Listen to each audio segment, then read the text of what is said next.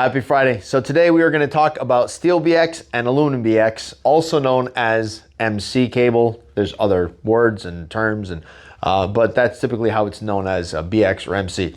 So we process these in two different ways.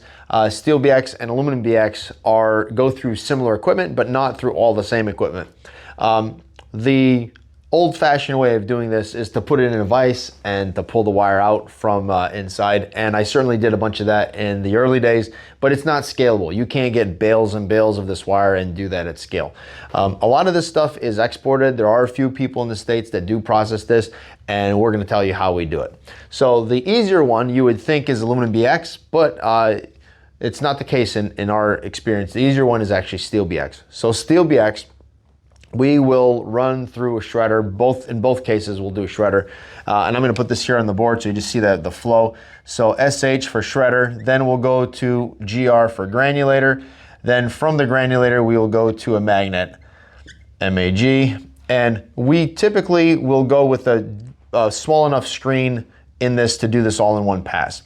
So shredder, granulator, magnet, we pull out the steel, so ST up here, and then the insulated wire,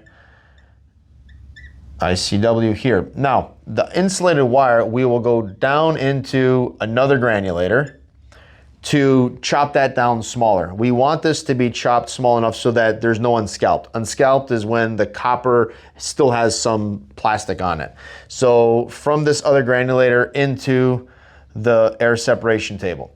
So this is how we would run the steel BX when we're running steel BX. And it's pretty straightforward. Now we will use for this a granulator that does not have a scissor cut but has a staggered cut, and the difference is this: with a scissor cut, your bed blade is straight or sometimes a little bit angled, and then your fly blade is also angled, so you end up with a blade like this that comes down at an angle against it. And the reason why they use this normally is because you can have 100, in this case we'll say 120 horsepower, you can have all that pressure on this point here. So 120 horsepower on this, and as the rotor is changing, obviously this is moving.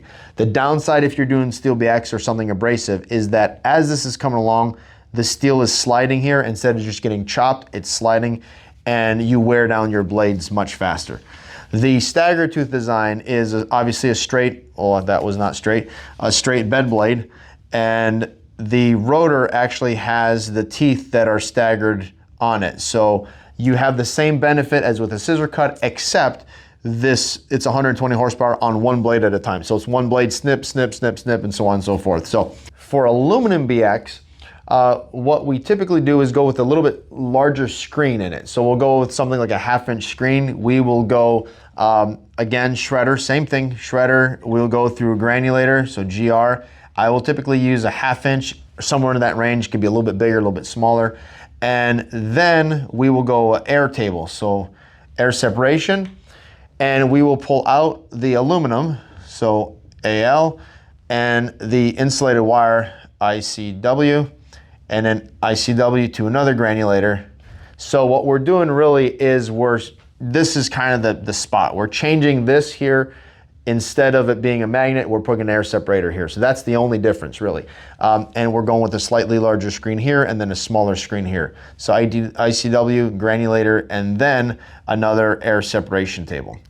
So that's it. If you have any questions, or if you do this in a different way, please let us know in the comments. I'm sure there's more than one way to do this, but this is the way that we've found that works best. So like, comment, subscribe, and we'll catch you in the next one.